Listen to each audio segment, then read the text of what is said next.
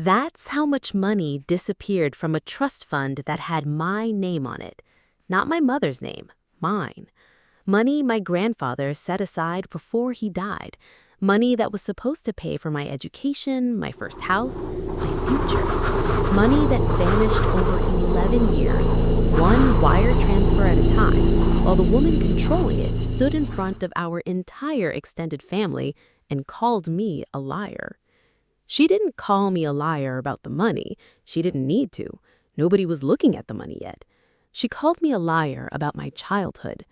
I stood in my aunt's dining room on Thanksgiving, 29 years old, and I said out loud, for the first time in my life, what had actually happened to me growing up in that house.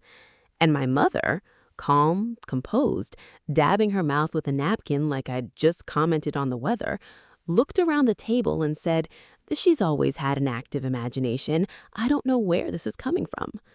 19 people believed her. 19 people I had known my entire life looked at me like I was the problem. I left that house with nothing. No apology, no acknowledgement, not even an argument, just silence, and the particular kind of humiliation that only a family can hand you. I got in my car in the driveway of the house I grew up in, and I made a decision that would take me 3 years to fully understand. I stopped lying about anything, including the one lie I had let her keep the longest, that everything with the money was fine. They thought they got away with it. They were wrong. Welcome back. If you're new here, this channel tells true financial revenge stories. Real people who were exploited by the ones closest to them and who fought back using the one language predators like this actually understand: paper trails, subpoenas, and public exposure. Today's story is about greed, betrayal, and getting every single dollar back. It's about a woman who spent 30 years managing her family's narrative the way other people manage a hedge fund, and what happened when her own daughter finally learned to read a balance sheet. If stories like this matter to you, hit subscribe now, because we document every receipt, every court filing, and every dollar recovered. Let's get into it. Let's go back to who I was before any of this started, because the woman who eventually built a case file thick enough to hand an FBI agent was not the woman who grew up in the house. I grew up in what looked from the outside like a success story.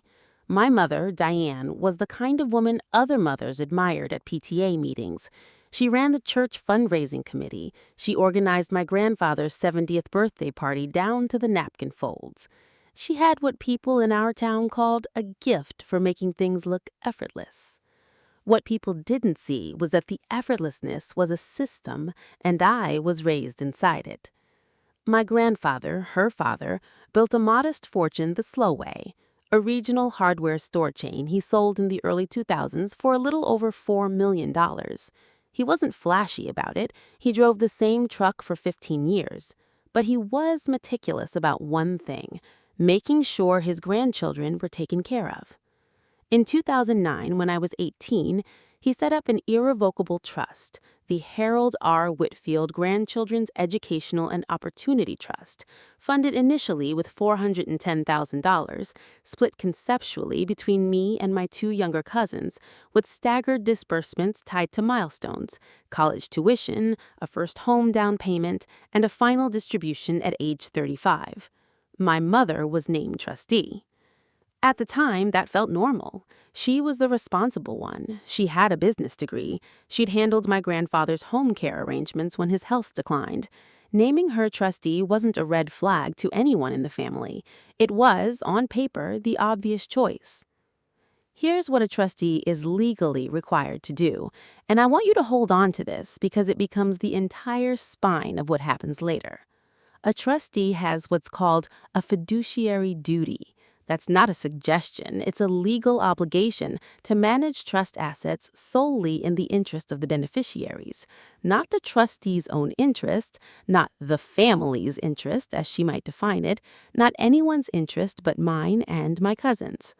Under most state trust codes, a trustee who uses trust funds for personal benefit isn't just committing what can rise to the level of embezzlement and breach of fiduciary duty, both of which carry civil and, depending on the amount, criminal exposure. Nobody explained that to 18-year-old me. Why would they? I trusted her. She was my mother. Looking back now, I can point to at least 6 moments across those first few years that should have told me something was wrong. At the time, they felt like nothing. That's what I need you to understand about financial abuse inside a family. It doesn't announce itself, it wears the language of love. Red flag 1, when I turned 19 and asked casually how the trust was doing, she laughed and said, "You don't need to worry your pretty head about that. That's what I'm here for." I remember feeling grateful, taken care of.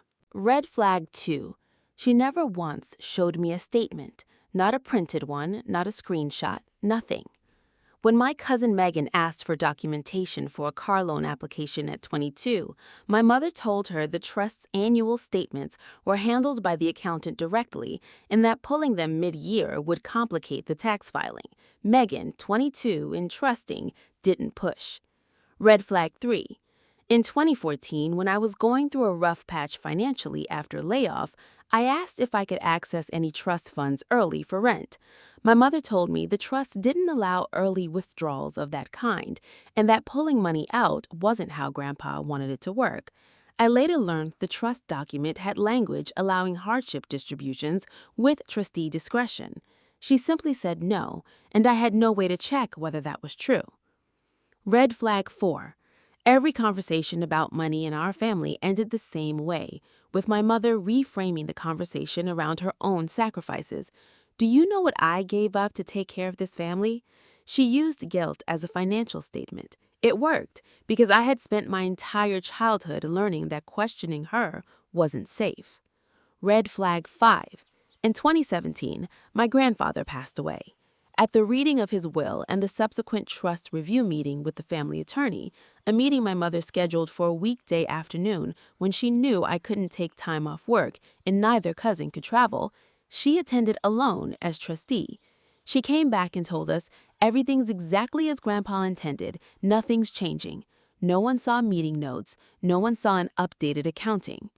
Red flag 6, and this is the one that, in hindsight, should have been unmissable. Around 2018, my mother renovated her kitchen, a full gut renovation, new cabinetry, a marble island, a 6-burner range. When my aunt asked how she'd afforded it, my mother said, "Harold left me a little something extra, don't worry about it." My grandfather's actual will, which I did not read carefully until years later, left my mother the house she was already living in and a modest cash bequest of $60,000. Nothing about a little something extra. I want to be clear about something, because viewers ask me this in every comment section.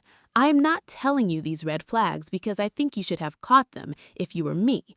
I'm telling you because predators inside families are more dangerous than strangers, precisely because the entire structure of trust is working against you seeing it. A stranger asking for your bank information triggers alarm bells. A mother saying, "Don't worry your pretty head about it," triggers a lifetime of conditioning to comply. That conditioning is where the real theft happened first. The money was just the part with a dollar sign on it. The moment money changed hands, the moment that, years later, would become Exhibit 14 in a civil complaint, happened in March of 2019. I was 28. I had finally saved enough, combined with a modest inheritance from my grandmother's sister, to make a down payment on a condo. I called my mother to ask, formally, for the housing milestone distribution my grandfather's trust document specifically outlined, $75,000, earmarked in the original 2009 trust language for a first primary residence down payment for each named beneficiary upon reaching the age of 25 or older. I was 3 years past eligibility. I'd never asked before because I didn't know I could. My mother told me the trust didn't have that kind of liquidity right now because of market conditions and that I'd need to wait. She said this with total calm, the same voice she used to tell me dinner was ready. I didn't get my condo that year. I signed a lease instead. I didn't know it then, but bank records later obtained through subpoena would show that on the exact same day I made that phone call, The trust's primary brokerage account held $612,000 in liquid assets. There was no liquidity problem. There was a lying problem. And that's when I found the smoking gun, except I didn't know it yet. That phone call sat in my memory for 3 more years, an unexamined splinter, until the day at my aunt's dining room table when my mother decided the easiest way to protect herself was to make me look insane in front of everyone I loved. She had no idea that decision would be the one that finally made me look. Let's go back to that Thanksgiving, because everything after it moves fast, and you need to feel the exact shape of the moment that started it. I had been in therapy for about a year by then, working through what my therapist gently, carefully called a pattern of invalidation and covert control in my childhood. Things I'd normalized for decades. Not physical abuse, something harder to name and, frankly, harder to prove. Being punished with silence for weeks at a time as a child, being told my memories of specific events were wrong, even when I had corroborating witnesses, being used as a messenger between my parents during their volatile marriage, and then blamed when the messages caused conflict. My therapist encouraged me to practice speaking these things out loud in safe settings, to reclaim my own narrative. I chose the worst possible setting to start. I chose Thanksgiving. I didn't plan an ambush. My cousin Megan had asked, innocently, why I went no contact with Grandpa's side for a while back in college. I answered honestly, briefly. I said things had been hard at home.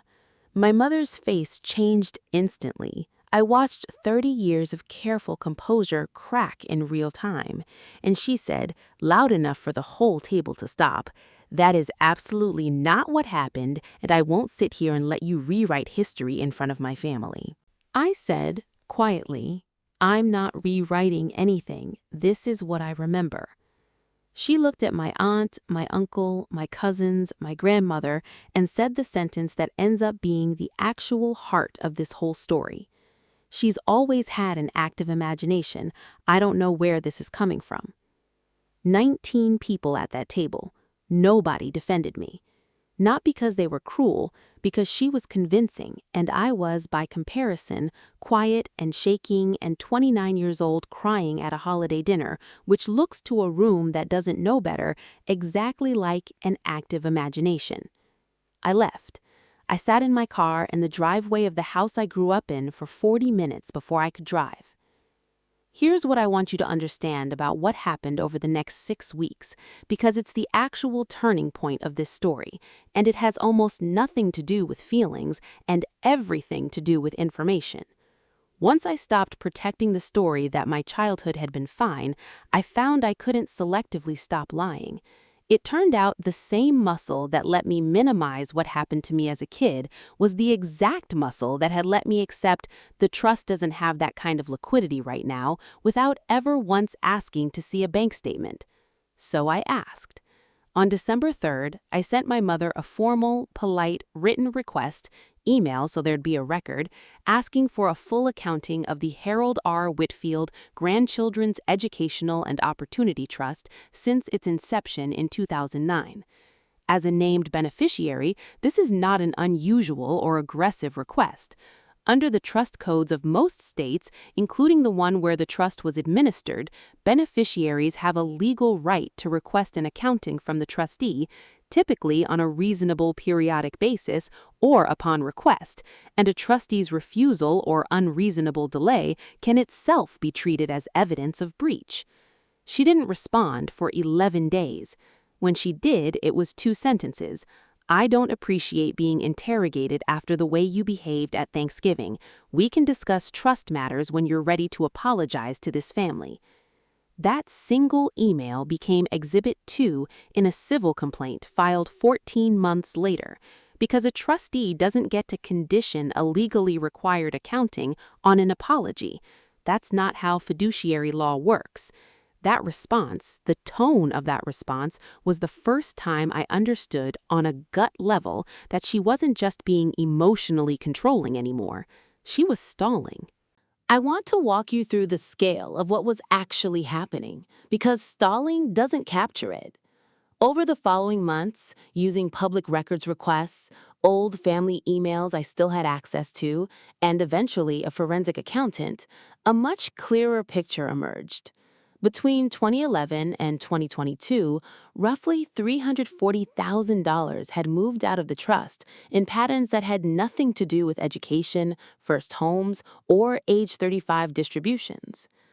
There were 14 administrative fee withdrawals totaling $61,000, despite the trust having no provision for trustee compensation of that kind, and despite my mother never disclosing herself as a paid administrator to any beneficiary. A $94,000 transfer in 2018 routed through a joint account she shared with her second husband, timed almost exactly with the kitchen renovation. 3 transfers totaling $58,000 made out to a company called Whitfield Family Consulting LLC, a business entity registered by my mother in 2015, which, as far as any of us could determine, provided no actual services to anyone. And a $127,000 pattern of smaller transfers, most under $10,000, moved over nearly a decade, amounts that, whether intentional or not, sat just under thresholds that tend to trigger closer bank scrutiny on large single transactions. That last pattern is the one that made the forensic accountant sit back in her chair. "This isn't sloppy," she told me. "Sloppy people don't stay under $10,000 for 8 straight years." My initial attempt to resolve this the quiet way, the way I think most people watching this would try first, failed completely. In January, I hired a family law attorney, not to sue, just to send a formal demands letter requesting the accounting my mother was legally obligated to provide. My mother's response was to hire her own attorney and to tell the rest of the family, in a group text I was still, at that point, included on, that I was trying to destroy this family over money because I'm in some kind of crisis, and that I hoped I'd get the help I needed. She was, in real time, doing to the financial story exactly what she'd done to the childhood story: reframe the evidence as my instability. It's the same playbook, and once you've seen it named once, you start seeing it everywhere. My cousin Megan, the one who'd never gotten straight answers about the trust either, called me privately after that group text. "I never asked because I figured if there was a problem, someone would have said something," she told me. "I think I just assumed the adults had it handled." That phone call is when this stopped being just my problem. How did she cover her tracks for over a decade? This is worth understanding because it's a pattern that shows up again and again in family financial exploitation cases, and it's almost never dramatic. It's boring. It's paperwork. She kept the trust statements in paper form only, mailed to her home address, never digitized, never shared. She changed accountants twice, each time right around a period of heavier withdrawal activity, which meant no single accountant ever had visibility into the full decade. She used the emotional debt of the family, the unspoken rule that you don't question mom, you don't upset mom, you owe mom your gratitude, as a more effective firewall than any encryption could have been. And she was patient. 10 years of patience, a few $1,000s at a time, is a lot harder to notice than one dramatic theft. By the end of January, I had a demand letter ignored, a family group chat turned against me, and a growing, cold certainty that if I didn't build the case myself, no one else was going to. And that's when I found the smoking gun. It was a single line item in an old email my grandmother, my mother's own mother, who was still alive and still sharp at 84, had forwarded me almost by accident, an old 2016 email thread where my mother had asked my grandmother to sign here as a witness real quick, nothing major, on a document related to trust paperwork. My grandmother had signed it without reading it closely, the way you do when your daughter hands you something and says, "nothing major." That document was an amendment my mother had drafted, not filed with any court, not reviewed by the original trust attorney, attempting to expand trustee compensation authority for herself, retroactively, back to the original 2009 date. It was legally close to worthless on its own. You can't unilaterally rewrite an irrevocable trust terms with a homemade amendment and one confused witness signature. But its existence was devastating because it proved something no bank statement could: intent. She knew she wasn't authorized to take administrative fees. She'd tried quietly, years earlier, to manufacture paper that would let her claim she was. I sat in my kitchen at 11 at night with that email open on my laptop, and I remember thinking very clearly, she is not going to get to call me a liar again. I want to be honest with you about something most revenge stories skip over. I did not become a forensic financial investigator overnight through sheer willpower. I became one because I hired the right people and then did the unglamorous homework alongside them for the better part of a year. The first real professional I brought in was a forensic accountant named Priya, referred to me by my attorney. Forensic accountants specialize in exactly this kind of situation: tracing money through accounts, identifying patterns of concealment, and producing documentation that holds up in civil court. Her retainer was $8,500. It was, without question, the best money I have ever spent. Priya's first move was requesting, through my attorney and formal legal channels tied to my status as a trust beneficiary, the trust's full banking history via subpoena, something a beneficiary's attorney can compel when a trustee has refused a reasonable accounting request. Banks are required to comply with valid subpoenas, and once those records started arriving, the picture that had been fog for 6 weeks became a fully lit room. We built what Priya called a flow map, a literal diagram of every dollar that moved out of the trust's primary account from 2011 forward, color-coded by destination. Seeing $340,000 laid out as a physical chart, arrows leading to a renovation contractor, to a shell LLC, to administrative fee line items with no invoices behind them, did something that no emotional confrontation ever could have. It made the theft undeniable in a way that even my own family, primed for years to doubt me, would eventually not be able to argue with. We also pulled the LLC filing for Whitfield Family Consulting through the Secretary of State's Public Business Registry, public information available to anyone that my mother had apparently never expected a family member to bother checking. The LLC had been registered in 2015, listed my mother as sole member, listed no employees, and had never filed a business tax return reporting any actual client revenue. Its only incoming transfers for its entire existence were 3 payments from the trust totaling $58,000. It existed, as far as any regulator would be able to determine, to receive that specific money. My attorney, a trust litigation specialist named David Reyes, walked me through our options at this point, and I think it's worth sharing because a lot of people watching are wondering, right now, what the actual escalation path looks like when this happens to you. Option 1 was a civil breach of fiduciary duty lawsuit, seeking removal of my mother as trustee, a full accounting compelled by court order, and disgorgement, meaning a court-ordered return of misappropriated funds, potentially with interest. Option 2 was reporting the conduct to the State Attorney General's office, which in many states has a division overseeing trust and estate matters, particularly where an elderly or vulnerable person's assets are implicated. Relevant here because my grandmother had been used, unwittingly, as a witness on that amendment document. Option 3, which David was careful to frame accurately rather than dramatically, was a referral to the FBI's Financial Crimes Unit or the local district attorney's office, appropriate if the pattern of transfers and the Shell LLC rose to the level of criminal wire fraud or embezzlement, a determination law enforcement would make, not something I could self-diagnose from a spreadsheet. We pursued all 3 in parallel over the following months. This is common in cases like this, civil and criminal tracks running side by side, because civil litigation is about making a victim whole, and criminal referral is about accountability that a victim's lawyer alone can secure. The civil complaint was filed in April, 14 months after that Thanksgiving. Case number, for the record, CV20230417. It named my mother as defendant, alleged breach of fiduciary duty, self-dealing, and conversion of trust assets, and requested her removal as trustee along with full disgorgement of the $340,000 plus statutory interest.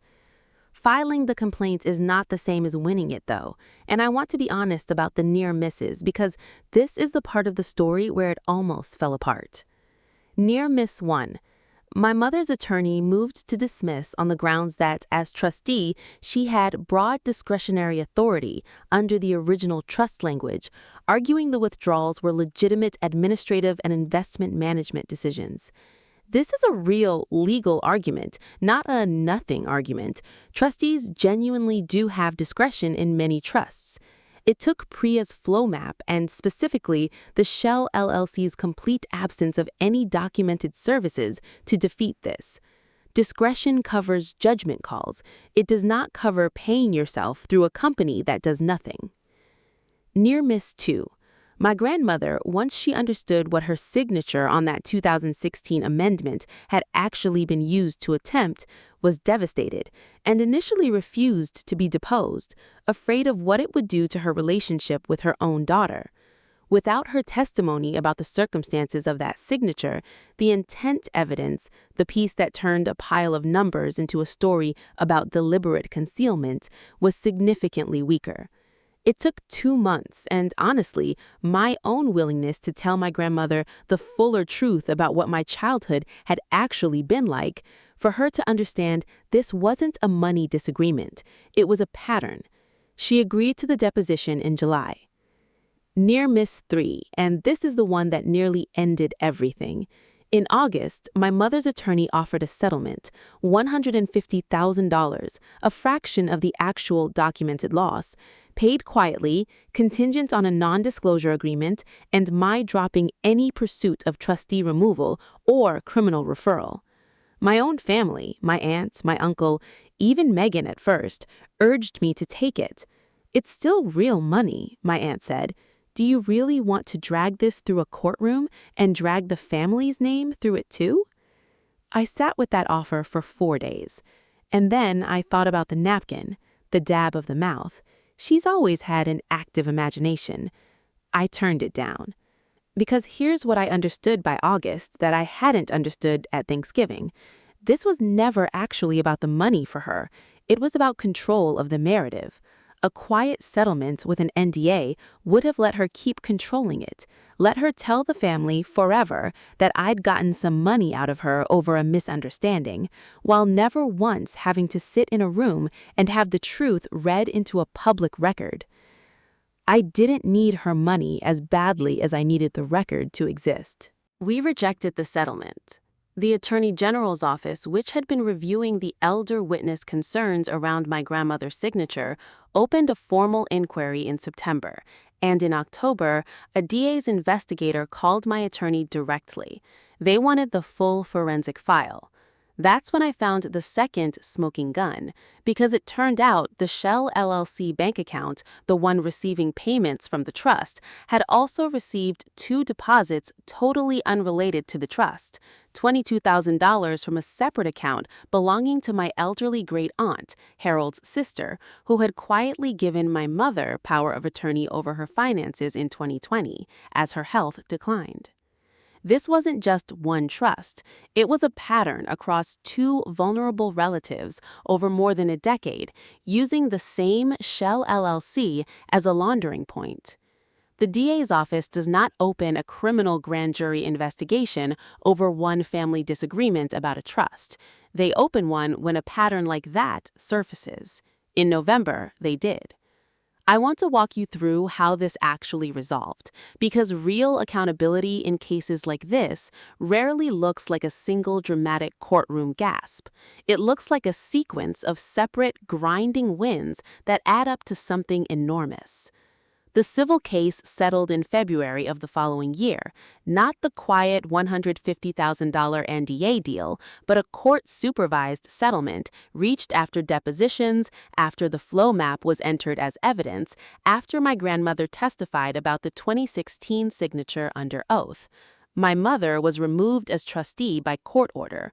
A neutral, court-appointed successor trustee, a licensed fiduciary, was installed, and she was ordered to repay $340,000 in principal plus $61,000 in statutory interest, a total of $401,000 to be satisfied through a structured combination of a lien against her home equity and liquidation of investment accounts. The BA side moved slower, as it usually does. In June, a grand jury returned an indictment on 2 counts: felony embezzlements from a fiduciary account and a related count tied to the misuse of power of attorney over my great-aunt's finances. My mother's attorney negotiated a plea agreement rather than go to trial. She pled guilty to 1 felony count of embezzlement, avoided the second charge in exchange for full cooperation and restitution documentation, and was sentenced to 18 months with the possibility of a portion served on supervised probation given her lack of any prior record, plus court-ordered restitution running in parallel to the civil judgment. I'm not going to pretend the sentence felt like enough. Financial crimes against family members, even ones of this documented, this deliberate, this sustained across a decade, rarely carry the sentences that violent crimes do. And that imbalance is something I think about a lot, and something worth understanding if this ever happens to you. The win here was never going to be measured in years behind bars. It was measured in the fact that a public record now exists that cannot be argued with at a dinner table ever again. Here's the twist, and it's the part of this story that still sits strangely with me even now. The forensic accounting eventually traced where a significant portion of that $340,000 actually went, beyond the kitchen renovation and the Shell LLC withdrawals. Roughly $110,000 of it had gone to cover my mother's second husband's business debts, a failed restaurant venture from 2016 that she had never once mentioned to any of us. She hadn't been building some secret fortune. She'd been quietly bailing out a business that failed within 2 years of opening, using money that belonged to her own children and niece and nephew, and then spending years managing a family narrative sophisticated enough that not one of us ever asked why the restaurant closed so fast, or where the money for the kitchen came from, or why she never once let anyone see a statement. The person who spent 30 years insisting she had nothing to hide had, it turned out, quite a lot to hide. It just wasn't the thing anyone expected. My financial recovery is still, honestly, ongoing. Restitution on a felony conviction is paid in structured installments, not a lump sum, and I've received about $140,000 of the $401,000 owed as of this recording, with the court-ordered payment plan extending several more years. But the successor trustee has since properly disbursed my grandfather's original housing milestone distribution, the $75,000 I asked for back in 2019 and was told didn't exist. I bought a condo 11 months ago. I keep every financial document I own in triplicate now, digital, cloud-backed, and shared with my attorney's office as a standing practice. That's the vigilance this experience left me with. Not paranoia, just a permanent, quiet refusal to ever again accept "don't worry your pretty head about it" as a financial answer from anyone. My grandmother and I are closer than we've ever been. My cousin Megan and I talk every week now. My mother and I do not speak. That's not a wound I'm interested in performing sadness about for this video. It's simply the accurate, current state of things, and I've made peace with it being permanent. She thought calling me a liar in front of 19 people would be the end of the story. It was the beginning of the only part of the story that was ever going to hold up under oath. If there's one thing I want you to take from this story, it's this. Financial abuse inside families almost never looks like a stranger asking for your bank password. It looks like someone you trust saying, "Don't worry about it," over and over for years, until you stop asking questions entirely. Here are the warning signs drawn directly from what I lived through that I'd ask you to watch for in your own family or financial relationships. 1. A trustee, executor, or power of attorney holder who refuses or delays a reasonable, legally entitled request for financial statements. That refusal is not a personality quirk. It's frequently the single most reliable early indicator of financial misconduct. 2. unexplained lifestyle upgrades in someone managing shared or fiduciary money, paired with vague explanations like a little something extra that don't match any documented inheritance, bonus, or windfall you can independently verify. 3. Business entities or LLCs connected to a family member that receive payments from a trust, estate, or shared account, but show no public evidence of providing actual goods or services. Business registries in most states are public record and take about 5 minutes to search. 4. Guilt used as an accounting explanation. After everything I've done for this family is not an accounting. If a real answer to a real question about real money is always redirected into an emotional debt you supposedly owe, that redirection is doing work, and it's worth asking what work. 5. Anyone discouraging you from getting a second opinion, an independent accountant, or your own attorney when significant family money is involved. Legitimate fiduciaries do not fear an outside review. Only the other kind do.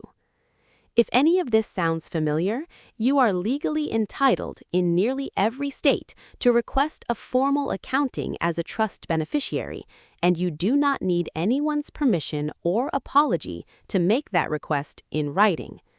Have you ever been scammed by a stranger or by someone in your own family?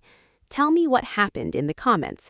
I read every single one, and if there's a story here worth telling with the same care we gave this one, I'd be honored to help you tell it. Subscribe from next week's case. Until then, keep your receipts, and don't ever let anyone tell you that you imagined your own life.